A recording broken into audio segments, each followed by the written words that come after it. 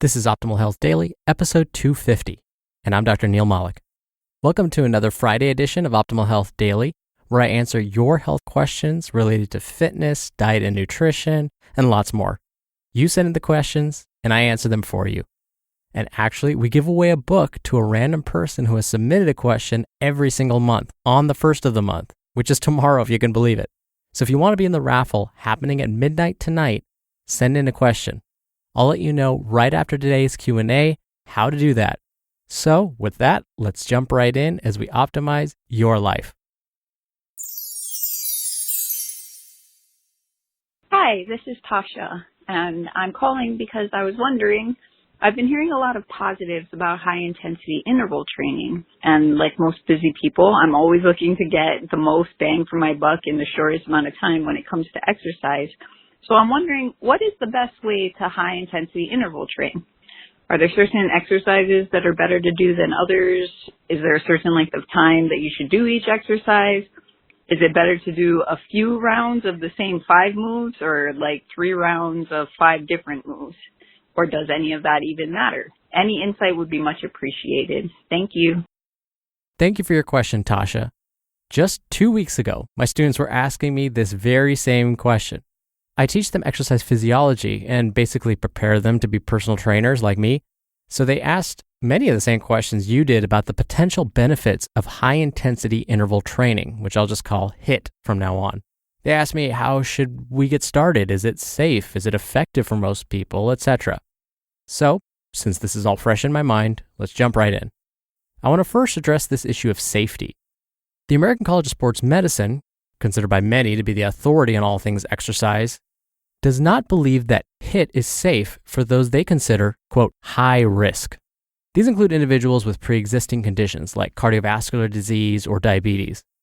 Those that would be identified as high risk also include folks that experience cardiovascular-related symptoms when they exercise, like chest pain or pain in the muscles in their limbs that tends to go away when they stop exercising. So for the longest time, researchers were afraid to push anyone with a history of chronic disease to perform HIIT for fear of them really having a cardiovascular event like a heart attack during exercise. But now, researchers are becoming a little bit more brave and have been studying these high-risk groups and discovering that HIIT may be safe for most people, even those living with cardiovascular diseases or diabetes. Now, before jumping right in, pun intended, and starting a HIIT program yourself, it's always a good idea to double-check with your doctor to be sure. For now, let's assume you were cleared to perform HIIT, and let's talk about specifics, like which exercises you should perform. For those that are just starting out, I like to recommend movements that don't require a lot of gym-related equipment, basically moves that you could perform comfortably in your living room. So most of the exercises I recommend use the person's body weight and gravity as the main forces of resistance. I also like to incorporate large muscle groups. By using large muscle groups, you will actually end up recruiting smaller muscle groups at the same time. This is because we recruit these smaller muscles to help you move the larger ones.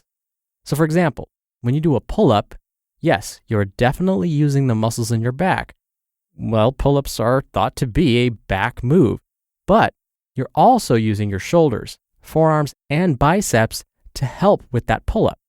So it's like getting a total body workout without having to do all of those specific isolation exercises, like doing sets of just bicep curls to get those big biceps.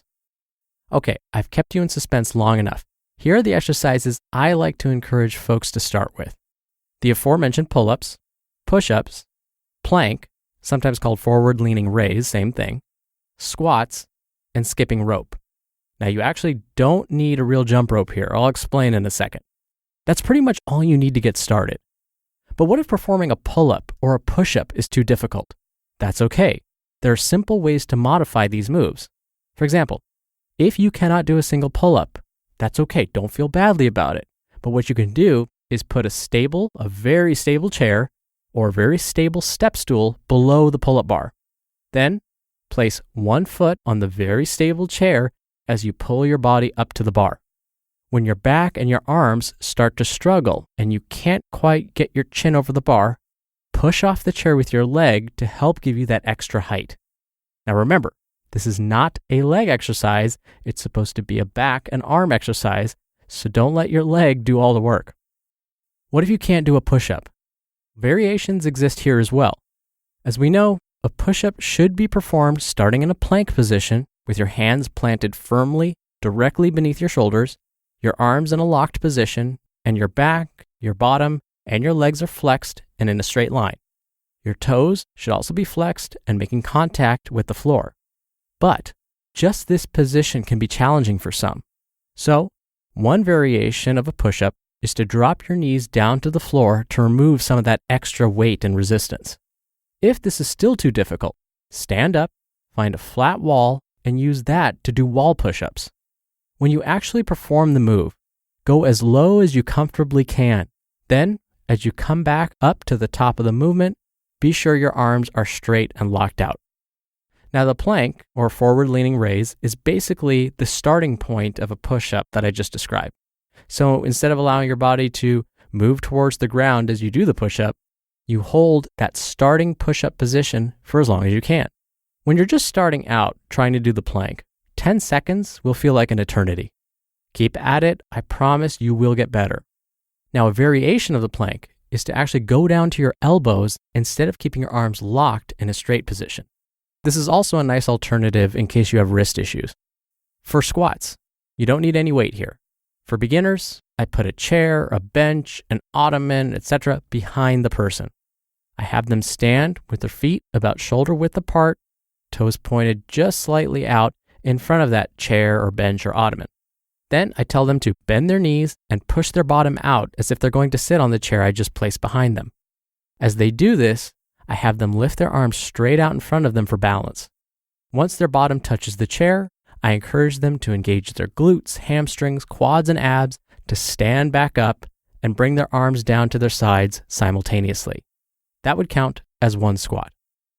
Now, what about this skipping rope thing? First, I only recommend this for those with no underlying knee or back issues. The reason I like a little bit of jump training is that when we incorporate jump training, it forces our bones to pull the calcium in from our blood, making the bones stronger. Now, if you have a jump rope, definitely use it. But if you don't, or just don't trust yourself to be coordinated enough to use it, you don't need one to perform this move.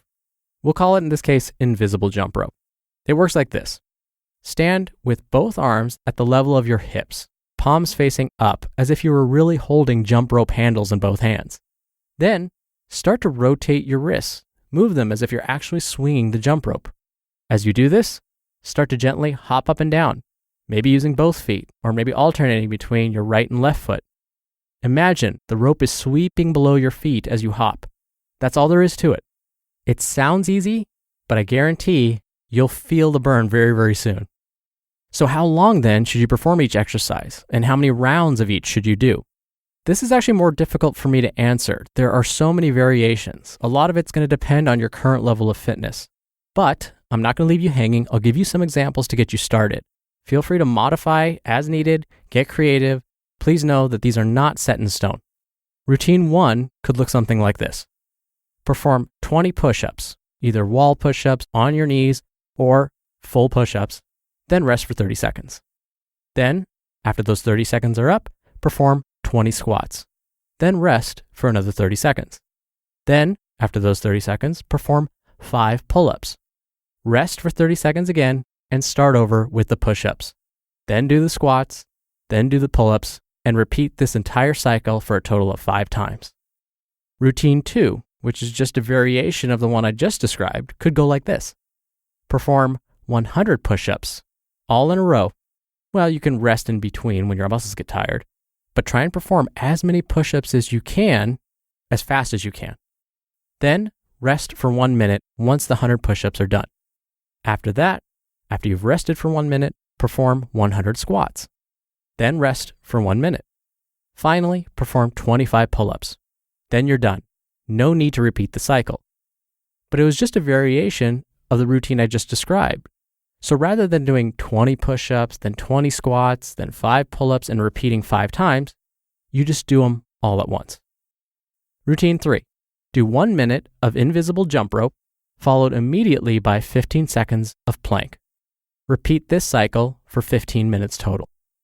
So Tasha, as you can see, the number of reps for each exercise, the rest period, the number of rounds, etc., can vary greatly.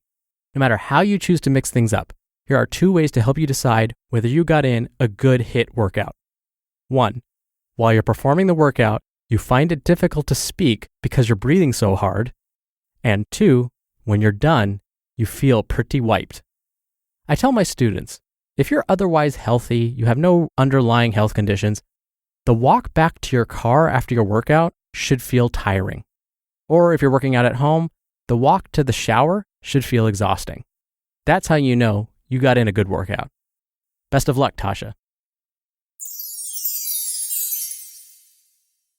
Thank you again for the question. You'll be entered into a very small raffle on the 1st of every month to win a book from us. And believe it or not, that's tonight at midnight. So if you want to be in the raffle, send in a question today. Just come by oldpodcast.com. There's a red bar along the side of the page that you can click on and record right from your computer's microphone. It's really easy. You can play back your message and do retakes before sending it in. Or you can do it the old-fashioned way and call in. The number is 61 I love OHD.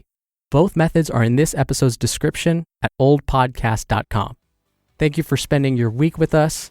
Thank you for listening every day and all the way through. Have a wonderful weekend, and I'll see you on Monday where your optimal life awaits.